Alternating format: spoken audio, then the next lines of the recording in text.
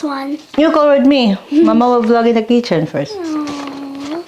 Please. Please. Mama, please. Oh, so sweet ang baby ni Mama. Oh, ganun siya pag may hinihingi sa mama niya.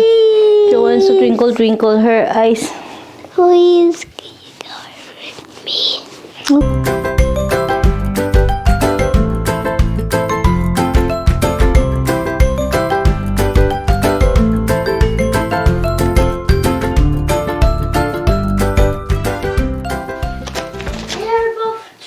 They are both track.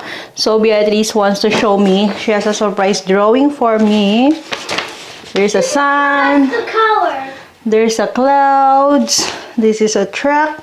And the name is Zoe. The other one name is track. So yeah. And this is for us to color. This is for you to color. Who is this? This is Beatrice? No. Who is that? With the thunder. And it has an eyeball. What is a character? What is from character? What cartoons? What cartoons is that? Huh? Monster Girl. From the Monster Girl. That there is a Stitch. Yun, from Monster Girl daw yun. There is a Stitch. There is a Thunder. There's Thunder Truck. No, that is last century. Huh? Last century. I don't know. What is it? Last century. Last century? Hindi ko alam yung mga characters. How about This this is one? Zoe. Zoe and... This is Jack. Zoe and Track. So this is Zoe and Track. Nice baby. Thank And this you. is for and this is you and me. You will cover with me this one. You call with me. Mama will vlog in the kitchen first. Please. Please. Mama, please. Oh, so sweet ang baby ni Mama. Oh, ganun siya pag may hinihingi sa mama niya. She wants to twinkle her eyes. Please, can you go with me? Of course, later. Okay? So, let's see what Lolo gave us. Lolo gave us chicken. There were potatoes in here. What potatoes? It's a Victoria potato. What we've got here again, it's New Year, New Life, pero same pa rin yung pagkain namin. So, it's the first Sunday of the month, and we've got again this, yes, Betty, we've got again this supply for our in-laws. Yung mga normal na food, and our lunch, and the bread of for my husband. It's bread with chicken, pork sandwich. And this is Victoria's potato. Yes, and this is chicken with, let's see what's inside. The same. So this is chicken, grilled chicken And with this is my drawing. olives. So This is my drawing. yeah, that's your drawing. So I already cooked rice dahil ako ay kakain ng rice. And Beatrice will eat potato and this one because ganito po yung meal dito. As I said nga, ganito yung meal nila dito. And there is some potatoes. Yes, some potato. Mama, show them Yeah. the potato. Oh, Beatrice wants me to show the potatoes that Lola gave. And also, we've got this fresh cabbage again. Very, very fresh. Wow. Oh, what did Lolo put here? Oh, may bago.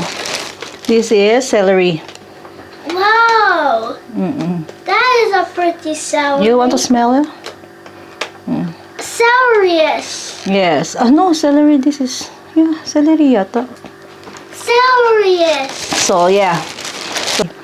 So, we've got, nalulobat ako. We've got a very fresh cabbage. Tingnan natin.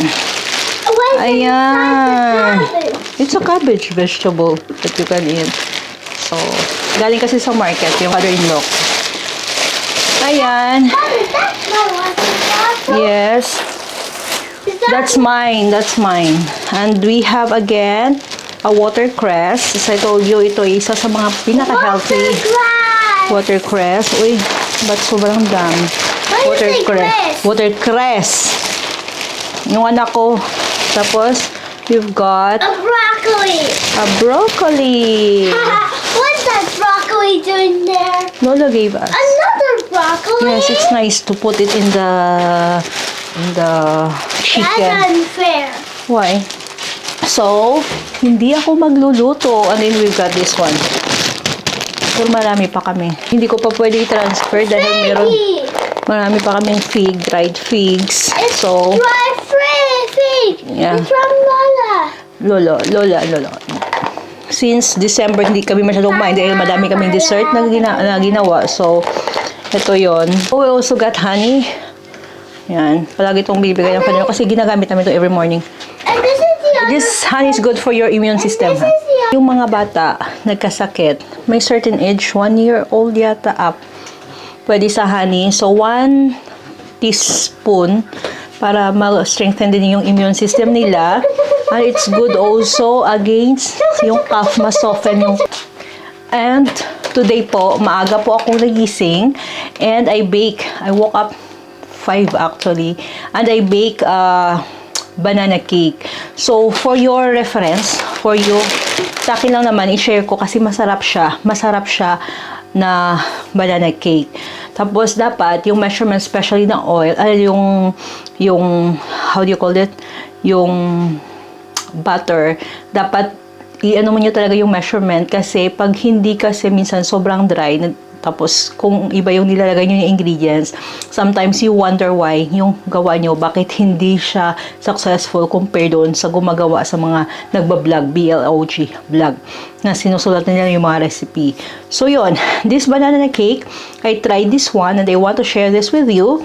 Ang ginawa ko, kasi, as I told you, sinsave ko yan pag okay. So, para naman sa mga kababayan natin, ng mga kapwa nating Pilipino na gusto mag-bake ng cake para sa pamilya nila, ito, try nyo tong recipe na to kasi ako, ilang beses ko na nagawa to.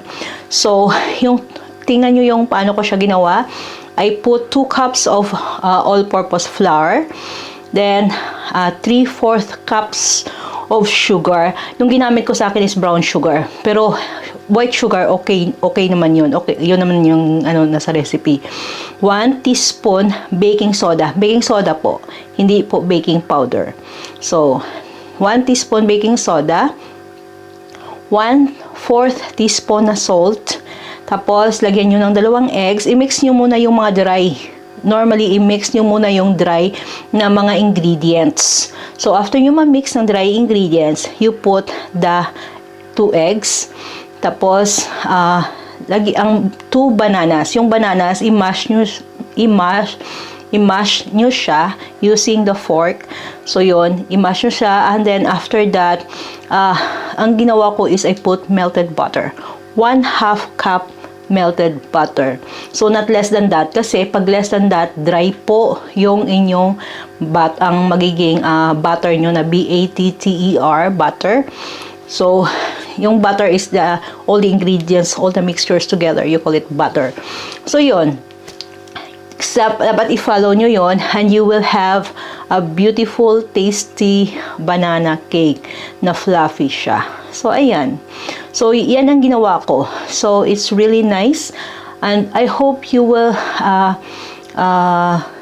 make this and comment naman below.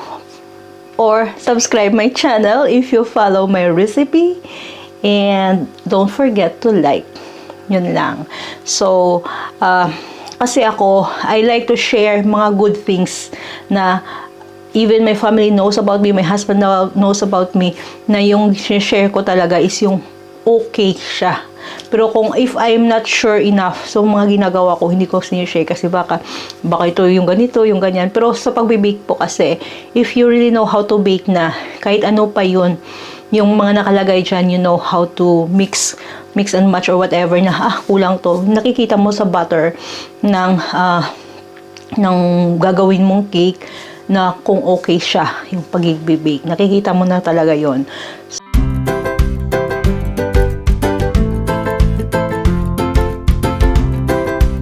So, ayan, it's a matter of practice lang naman. Lahat naman dito sa mundong ibabaw ay napapractice naman po yan. Kahit engineering, mag-aral ka at mag-practice and you can have that diploma. Ganun lang naman yun. So, anyway, yeah. So, I hope you like the recipe.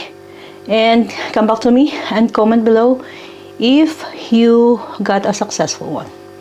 Thank you for watching. Bye.